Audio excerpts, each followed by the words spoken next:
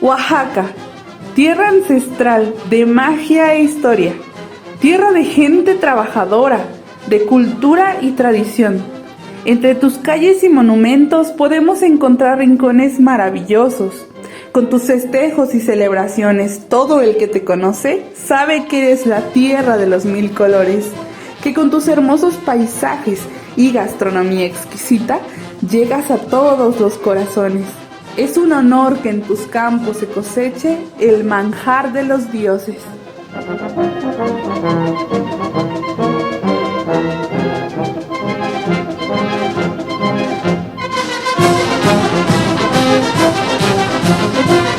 El cacao es una historia fascinante, es una planta endémica de América, es una planta que tiene su origen silvestre en la cuenca de Amazonas y que por diferentes razones, algunas de las cuales todavía no han podido ser explicadas con detalle, se ha trasladado, ¿no? Muy probablemente no de manera natural, sino debido a intercambios entre poblaciones, etcétera, hacia áreas más norteñas.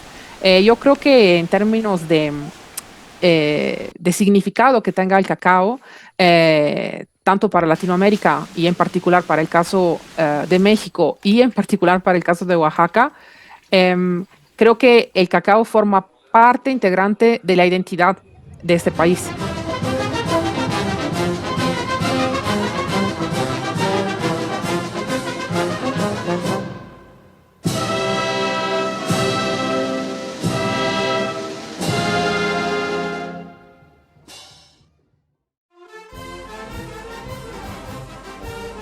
No se trata simplemente de ser un ingrediente más de la alimentación, sino de ser, digamos, un elemento que conforma la cultura misma.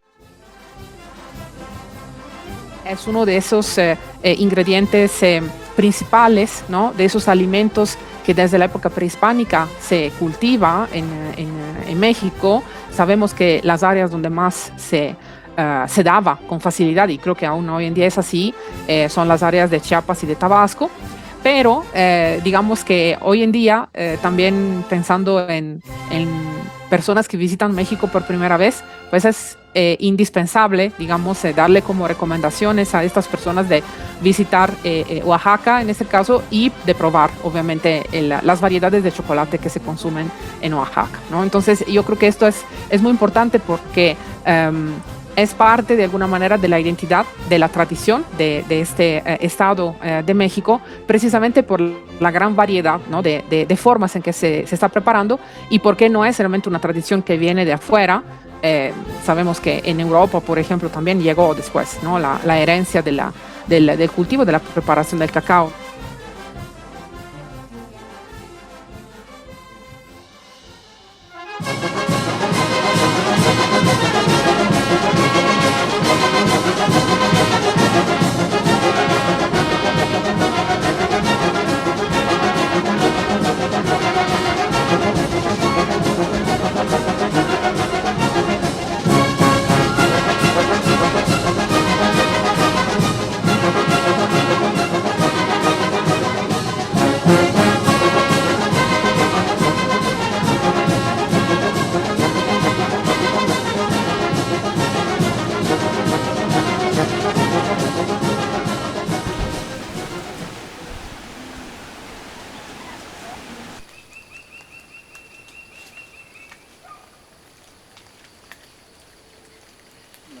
Buenas tardes, mi nombre es Guadalupe Vázquez Altamirano y vivo aquí en la comunidad de Toltepec, municipio de San Pedro Pochutla, Oaxaca.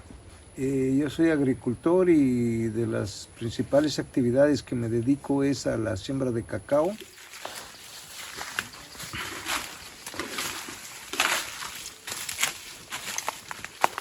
No, son 3 generaciones, es mi abuelo, pero la mayoría en ese tiempo se tenía como prioridad el café y se tenía como plantas de ornato el cacao. Pero empezaron a cultivarlo desde ese tiempo, después continuó mi padre y hoy en día creo que el que está más dedicándose más de lleno a eso dentro de las 3 generaciones soy yo. Empecé con hace como unos 25 años empecé con una cooperativa.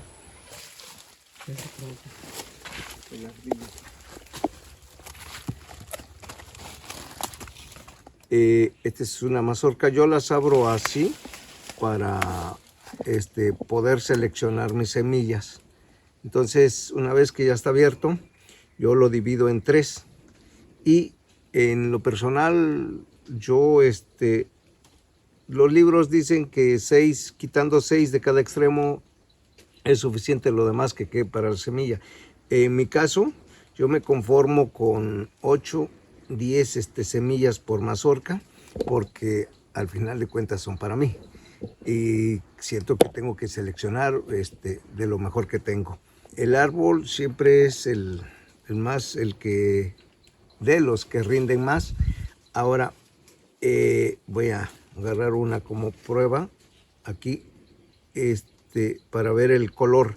Yo tengo 3 variedades entre el blanco, el forastero y el trinitario. ¿Cuál es la diferencia? Obvio, blanco es blanco, el trinitario es rosita y el forastero es morado. Algunos cuando se pasan el chocolate, cuando es muy oscuro o es puro forastero, sienten un ardor, y cuando es blanco o trinitario siempre es más suave. Eso no lo digo yo, lo dice la gente que me da su punto de vista cuando yo voy a vender mi chocolate. Ahorita voy a abrir uno. Bueno, nada más lo mordí para ver el color. Y como se puede ver, el color es rosita, que es más o menos el trinitario. No tengo una, tal vez pureza podríamos llamarle, de trinitario y de blanco. Todo esto que tengo se le conoce como cacao acriollado.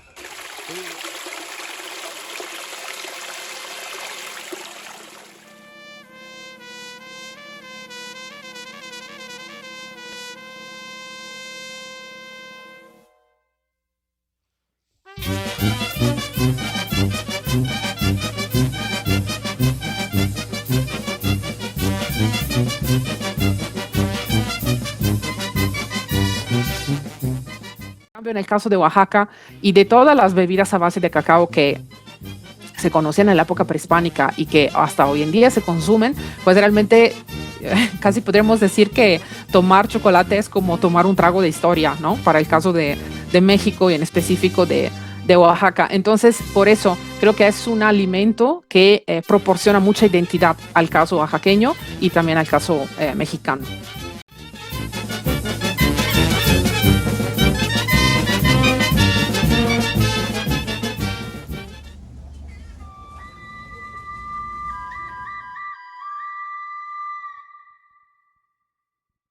Por ejemplo, los primeros testigos españoles de la expedición de Hernán Cortés que se encuentran con los primeros emisarios de Moctezuma Xocoyotzin, que envía sus emisarios precisamente a la costa, y sabemos que lo que, digamos, hacen los emisarios mexicas es donar una gran cantidad de comidas y de bebidas, y entre estas bebidas, por supuesto, que se encontraba el cacao. Según los relatos, ¿no? Las crónicas, por ejemplo, de Hernán Cortés, de Bernal Díaz del Castillo, el cacao gustó muchísimo, ¿no? Les gustó muchísimo, les pareció sobre todo una bebida muy refrescante, y ahí también es interesante porque se dice que ellos la tomaron, pero que los emisarios no. O sea, una vez más, es esta idea de una bebida que no estaba al alcance de todos, ¿no? Sino que determinadas personas que eran parte de la jerarquía de la élite en ese entonces la podían tomar y otros no. Para la época prehispánica y en general para las formas de consumo del cacao,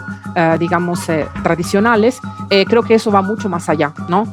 Como bien lo comentaba antes, el cacao es parte integrante de momentos claves de la vida de las personas, ¿no? Puede ser las bodas. Tenemos representaciones en los códices mixtecos de la época prehispánica de bodas con consumo de cacao espumoso, ¿no? Se reconoce muy bien en los códices porque tiene ahí su espumita muy característica, ¿no? Entonces, no se trata simplemente de de una bebida o de un producto que se compra y que se come en cualquier momento, sino que va cargado de todo un simbolismo relacionado con el ciclo de vida de las personas. En términos sociales, podríamos decir, el cacao podría tener diferentes tipos de uso.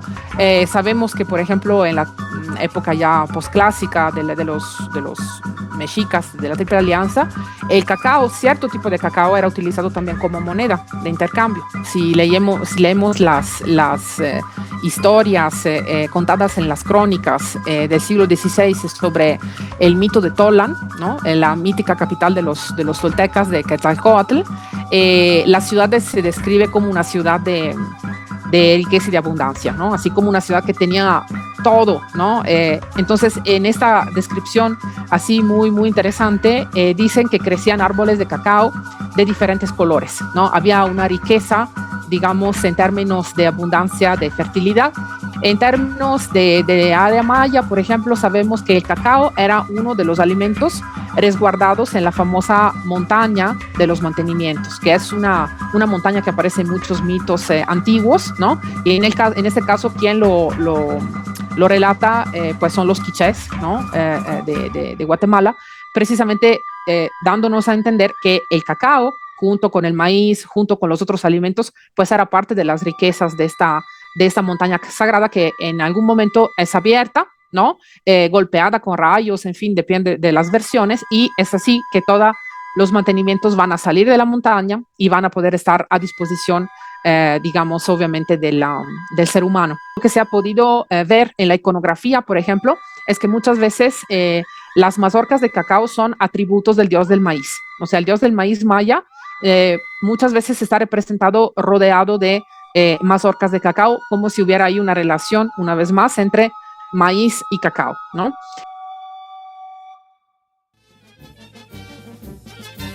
Digamos que desde un punto de vista de la preparación, ¿no? De los procesos, yo creo que también en este caso depende si estamos hablando de los grandes productores de cacao o si, por ejemplo, vamos a una comunidad tradicional donde todavía el cacao se procesa tostando los granos y trabajándolo en el metate. Por supuesto que eso es parte de los procesos originarios, el uso del comal y el uso del metate, pues esto por supuesto que tiene una raíz muy, muy antigua en el caso justamente digamos, del mundo prehispánico. Entonces, digamos que el proceso tradicional de preparación, en este caso, no ha cambiado. Lo que ha cambiado, como bien comenta usted, son los ingredientes que eventualmente se les están agregando. Por ejemplo, el uso de canela, ¿no? El uso de canela, el uso de azúcar, que es el que le da este sabor tan rico, ¿no? al cacao que se consume.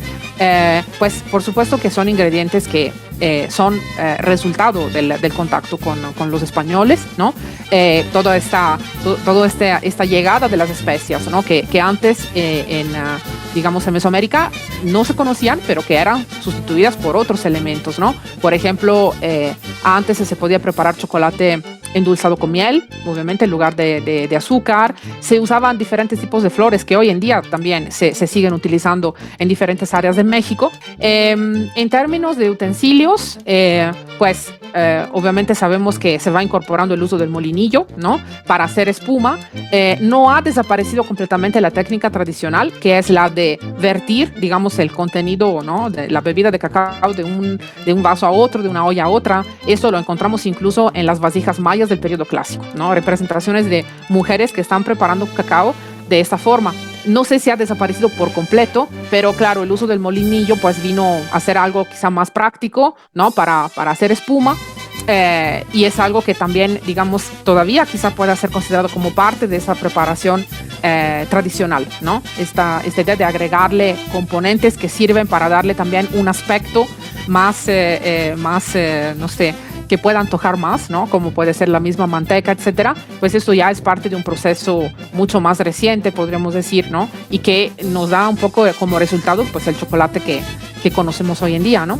Pero yo diría que solo parte de los procesos han cambiado. Sí, nos vamos, por supuesto, no tanto a los grandes productores, sino a comunidades donde se sigue procesando el cacao de esta forma y donde a medida de que se va trabajando en el metate, se le van agregando ingredientes, ¿no? Como ahora se le puede agregar canela y azúcar, pues antes se le agregaban flores de vainilla, por ejemplo, chile, ¿no? Hay varias recetas con chile piquín, por ejemplo, en el chocolate, tanto en la obra de Bernardino de Sahagún como en otros relatos de la época colonial, ¿no? Entonces creo que ahí también es un proceso complejo y dependiendo de cuál es nuestro punto de comparación, efectivamente se puede decir que sí cambió mucho o que, digamos, se sigue conociendo procesos tradicionales que son obviamente la herencia del mundo prehispánico.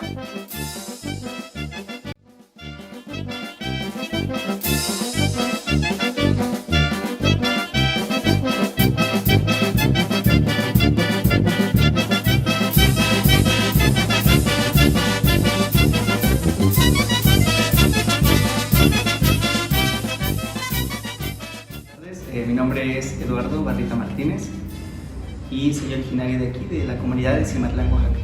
Actualmente soy fundador y director de Hacer Común. Hacer Común es este proyecto comunitario que llevamos aquí en la comunidad de Cimatlán de Álvarez. Es un centro de diseño inclusivo que lo que buscamos es nuevas oportunidades de crecimiento para el talento creativo a través de la co-creación de objetos de uso diario que dan valor a la tradición. El cacao o el chocolate, particularmente aquí en la comunidad de Cimatlán, pues es tradicional en diferentes fiestas, tanto patronales como también el Día de Muertos y en celebraciones de los difuntos, que nosotros así lo conocemos, que es cuando las personas pues mueren. Existe un cierto, existe una tradición de recibir a todas las personas con chocolate y con pan. Entonces considero que el chocolate en la comunidad de Cimatlán también es un símbolo de unión y también de tradición y de compartir entre la misma comunidad. Sí, el cacao, o el chocolate se utiliza aquí en la comunidad de diferentes formas, principalmente en lo que son fiestas, tanto bodas, primeras comunión, cuando una persona fallece, en el Día de Muertos. Son diferentes festividades donde el chocolate pues es la bebida con la que se reciben a todas las personas, a todos los invitados.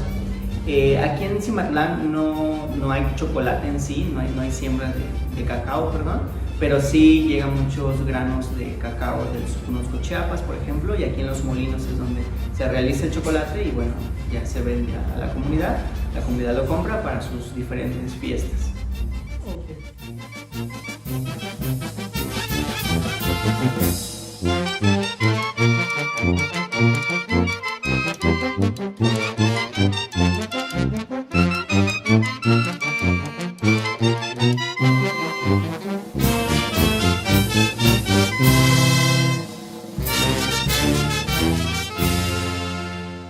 Padres, ¿a usted qué le recuerda la palabra chocolate?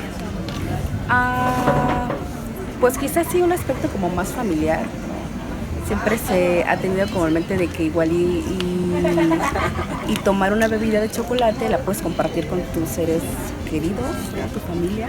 Sí, a la infancia, me tomaba chocolate. Sí. Particularmente a mí me recuerda mucho esa cercanía con mi abuela, que batía el chocolate con el molinillo, en esta jarra de barro verde de Atzomba. Y había algo particular, que mi abuela le agregaba huevo, entonces como que la crema del chocolate se elevaba por el contenido de los huevos, y eso para mí era como muy muy especial, ¿no?